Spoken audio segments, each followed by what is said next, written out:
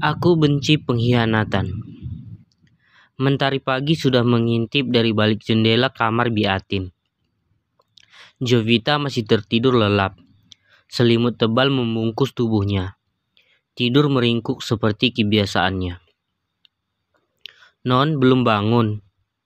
Ini minum dulu. Bagaimana hasilnya? Diurut tadi malam. Tanya Biatin meletakkan segelas teh jahe hangat di atas nakas. Badanku masih sangat-sangat sakit, Bi. Ingin diurut lagi. Bi Ina tenaganya kurang pas untukku. Aku geli. Jovita jadi mau diurut sejak Leon memanggil terapis saat itu. Ya sudah, tidur lagi saja. Aku buatkan sup hangat untukmu, ujar Biatin. Ia berharap Leon dan Jovita berbaikan lagi.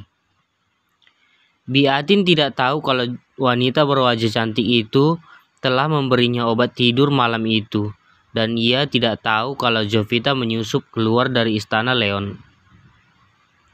Biatin tidak tahu. Bi Ina, wanita yang mengurut Jovita malam itu, mantan asisten rumah tangga Jovita. Peter mengatur semuanya hingga Bi Ina dan suaminya bekerja di rumah Leon sebagai asisten rumah tangga dan tukang kebun. Wanita parubaya itu taunya Jovita tidur bersama malam itu. Jovita sadar ia dan orang-orangnya akan dilenyapkan jika terbukti berkhianat. Ia tidak punya pilihan. Ia hanya ingin membuktikan kalau kedua orang tuanya tidak bersalah. Ia bahkan rela kehilangan nyawanya. Iya, Bi. Biarkan aku tidur sebentar lagi. Jovita menarik selimut dan tidur lagi. Di kamar Leon. Lelaki itu terbangun karena ada telepon masuk. Halo Pak Ketua.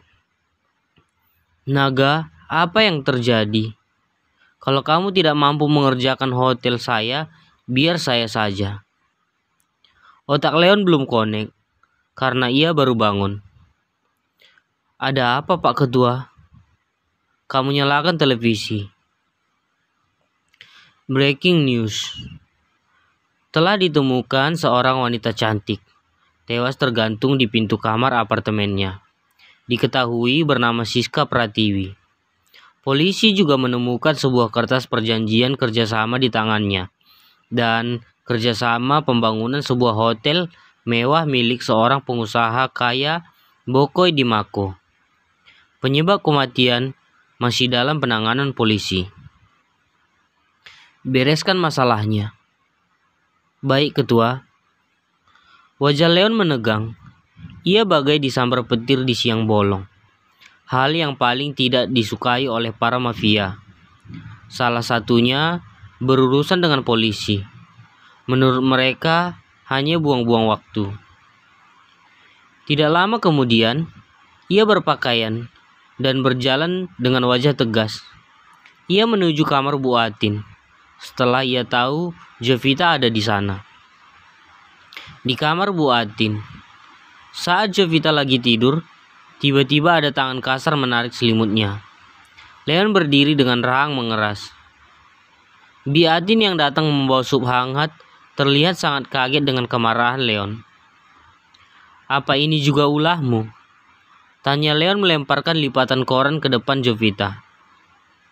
Seorang wanita cantik ditemukan tewas menggantung di pintu apartemen. Bapak bicara apa? Tidak usah pura-pura Jovita Hara. Saya tahu kamu yang melakukannya tadi malam. Dia tidur bersama aku semalaman. Non Hara kurang enak badan, maka itu Bibi suruh diurut di sini, kata Biatin. Bibi mungkin salah, ujar Leon sangat marah. Tapi benar nak, Bibi Atin ketakutan. Kamu bangun, kamu ikut saya. Ia menarik lengan Jovita dan berjalan dengan langkah panjang membawanya ke ruangannya. Sekarang, jelaskan padaku bagaimana kamu keluar masuk dari rumah ini. Kamu sudah tahu.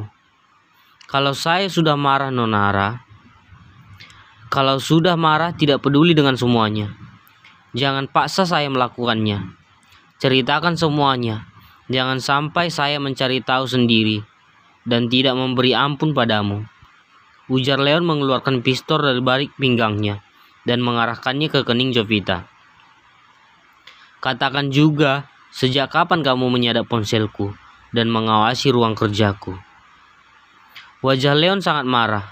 Leon menjatuhkan tubuh Jovita di ranjang dan menekan lehernya dengan kuat. Wajah Leon menghitam seperti kesetanan.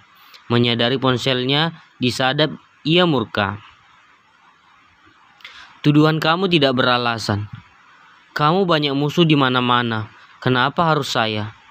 ucap Jovita dengan suara kecil. Wajahnya memerah karena Leon mencekiknya dengan kuat. "Jovita Hara, kamu tahu saya benci pengkhianat. Apa kamu memintaku membunuhmu?" Leon mengarahkan pistol ke wajah cantiknya juga. Jovita tutup mata, terlihat tenang dan pasrah. Tidak menunjukkan sedikit pun rasa takut saat benda berbahaya itu diacungkan ke wajahnya.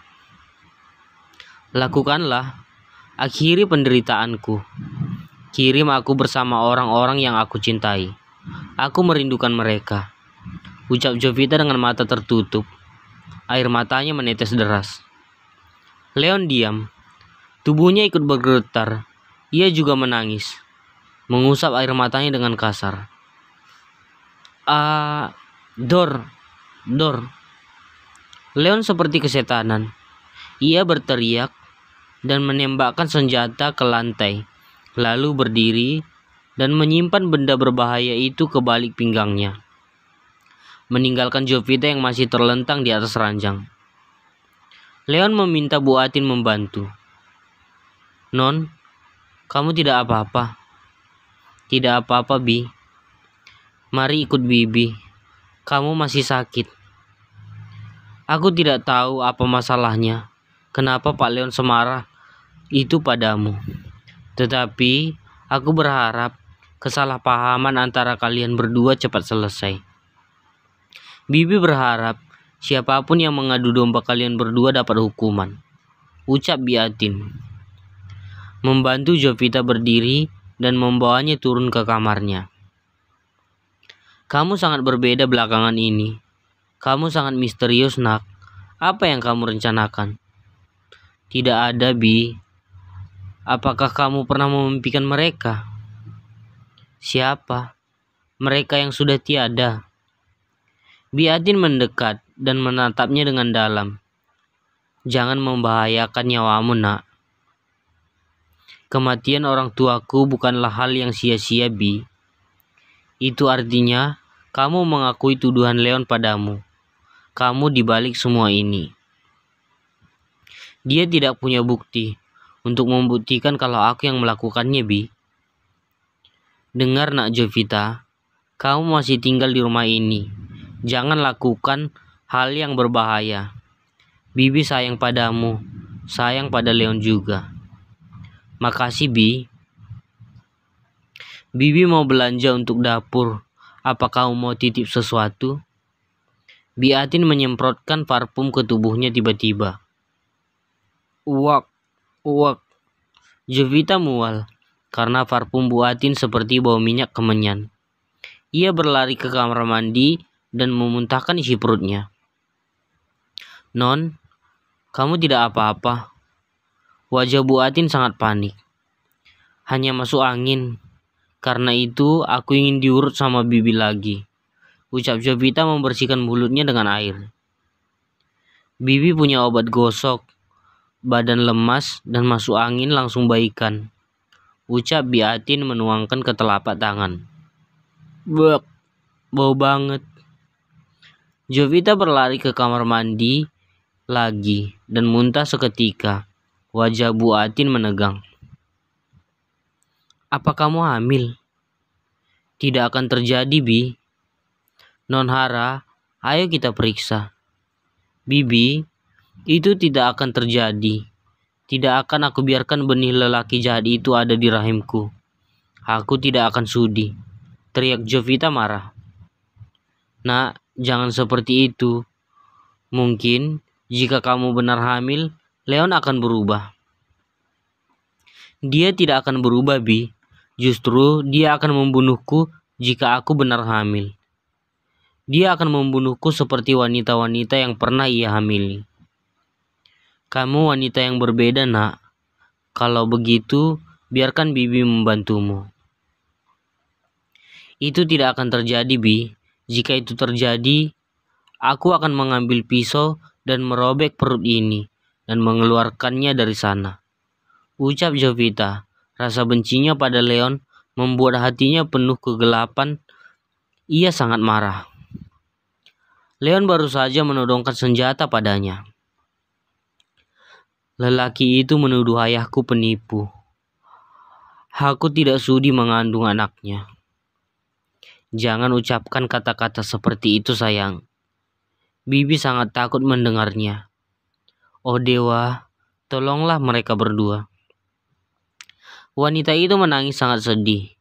Ia seperti seorang ibu yang tidak mau melihat anak-anaknya terluka. Jovita merasa bersalah karena membuat Bu Atin menangis. Bi, jangan menangis. Aku tidak hamil. Tidak akan terjadi apa-apa padaku. Ucap Jovita memeluk Bu Atin.